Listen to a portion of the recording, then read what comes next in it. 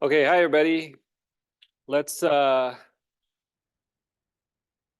started.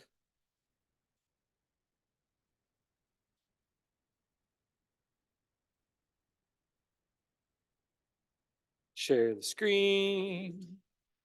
Share on blank projector A. There we go. All right. So today is Wednesday, May 8th. We're going to do section 5.3 today. That's all about rational functions, go in between a formula and a graph. So I want to do a quick review. You've actually done a certain amount of this already.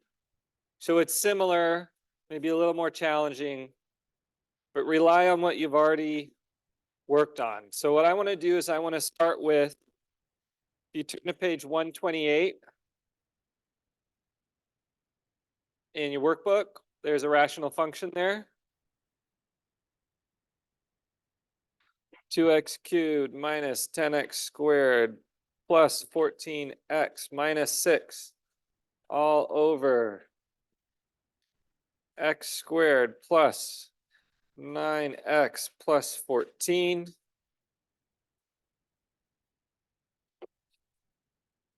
Stop share. There we go. Let's see it better.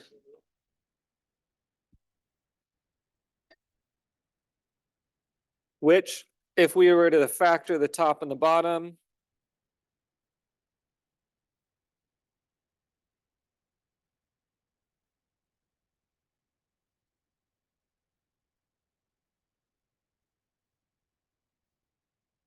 we get the following.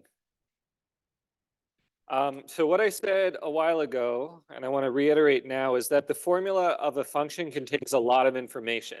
And a rational function is like a whole paragraph of information. And if someone asks you to look at a paragraph of information and tell them what it said, would you just look at all of it at once and look away and be like, okay, I have to tell you what's in there? What would you do? I'm imagining you would read it sentence by sentence. And we're going to do the exact same thing with our rational function. And in fact, we have all the sentences on page 128 that the rational function includes. It includes a sentence about the zeros and about the end behavior and about asymptotes and about the y-intercept and about the domain.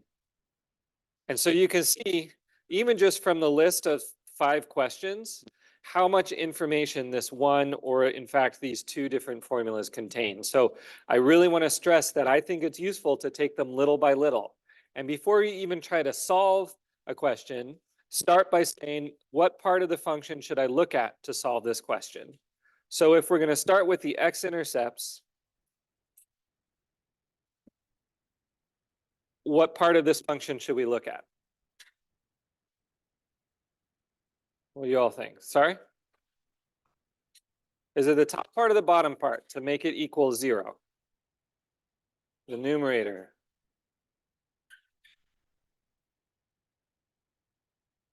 And it's not even the whole numerator. It's just look at the factors of the numerator, aka the top, right? You don't have to look at, first of all, you don't have to look at this form at all. You don't look at the bottom, and you don't have to look at the leading coefficient. All you care about are those 2 factors right there. So when does this function equal to 0? When x equals, and when x equals, right, 1 and 3. Thank you. I appreciate people answering. It keeps us rolling, right? So you all don't get bored. What if we want the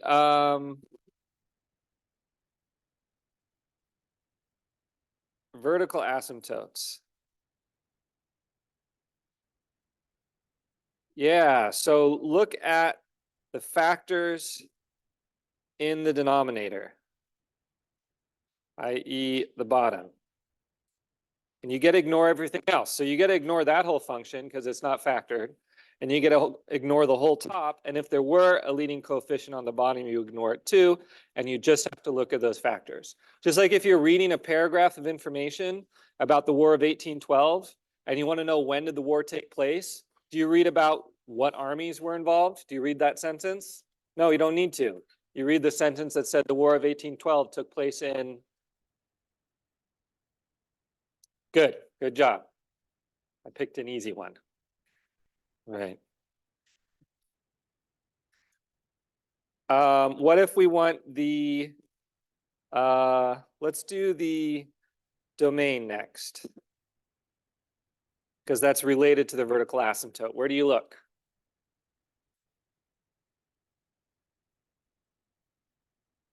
Yeah, it's the exact same thing. You just look at the factors of the denominator. Denominator and cut the x values out of the domain. How about horizontal asymptotes? I'm going to do HA for that. No, I'll do this. What do you look at for horizontal asymptotes? Yeah, and in fact, I'm going to step back a little bit, and I'm just going to say you just care about the leading terms of the numerator and the denominator. So you get to cover everything up except those leading terms. Leading terms of the numerator over the denominator. How about end behavior? I'll give you a hint. It's the exact same thing as horizontal asymptotes. Look at the leading, can't see it, can you? Sorry. Leading terms of numerator over denominator. You get to cover everything up. You don't have to worry about the factored form. Cover everything up with those leading terms. Make it a lot simpler. Right? If I wanted to learn about the Franco-Prussian War, and I wanted to learn which two political entities were involved in the war, would I read the sentence about when it took place? No, I would read the sentence telling me it's the Franco-Prussian War, which means which two political entities? France and Prussia, right? Don't look at what you don't need to, because that can confuse you. So first you have to learn what to look at. And that's part of learning how to read a function. And then the last one is the y-intercept. And what could you look at to get the y-intercept?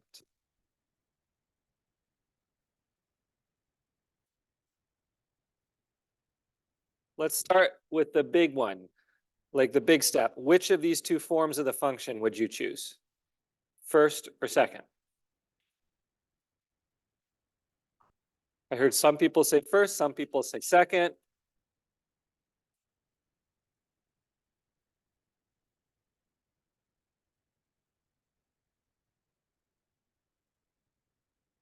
Are you feeling confident? Why would you look at the first?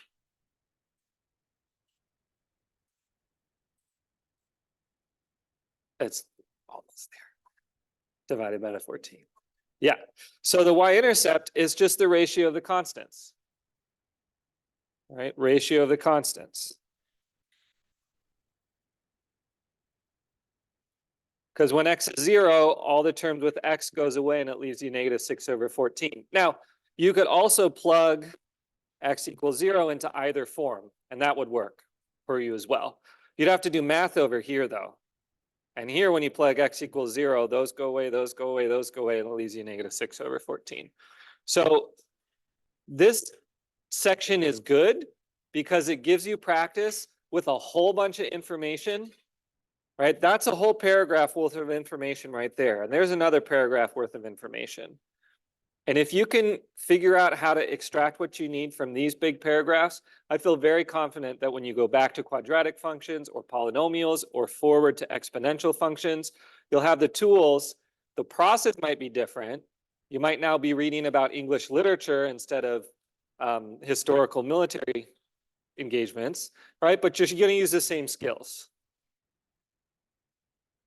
Okay, I want to make a couple notes about this, the actual workbook for today. First of all, if you turn to page 129, I just want to point out that f of x at the top, it looks like the top is factored, but the top's not actually factored yet. Right? It's 3x plus 3 is actually 3 times x plus 1. I just think that's a little confusing. I wanted to eliminate that level of confusion as you work through it. That's on page 129.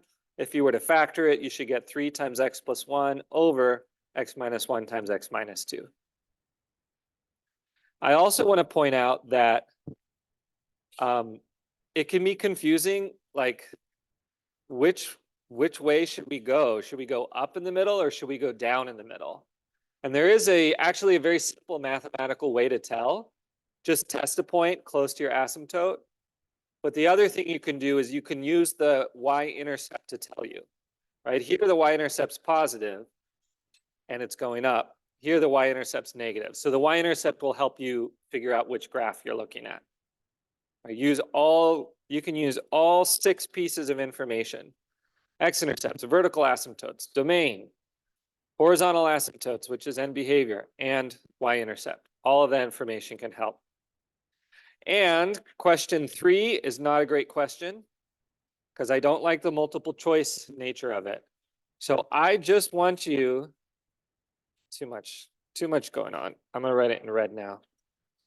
Just write down a possible formula. Just write down a possible formula. That's really good practice. You're going to get a lot of information and do it the exact same way. X-intercepts, those got to be the zeros at the top. Vertical asymptotes, zeros at the bottom. Domain, don't need it for the formula. Horizontal asymptotes, look at the end behavior. What does that tell you about the degree of the top and the bottom? Y-intercept, if you need it. Actually, it gives you the y-intercept right here at the bottom.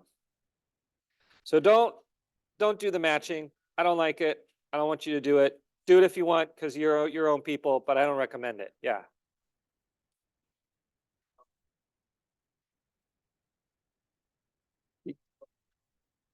Let's see. That makes more sense, doesn't it? -1 and -2 would be -2, and then +3. Thank you. So this is +3 and -1. Thank you for pointing it out. Also, if you did write this down, and if I had bothered through and to check, I would have been, gee, there's no vertical asymptote at +2, right? And then maybe I would have looked back and realized what I did wrong. Okay, write down a possible formula. Same thing here. Don't do the matching.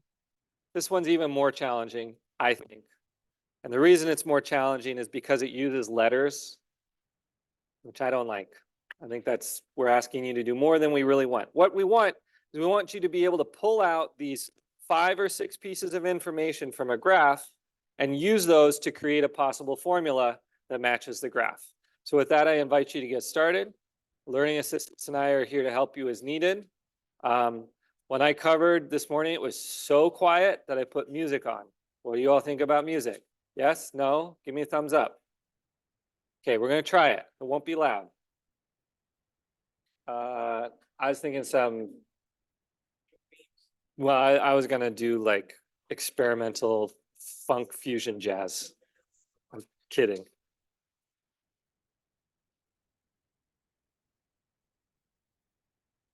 Oops, let me stop recording.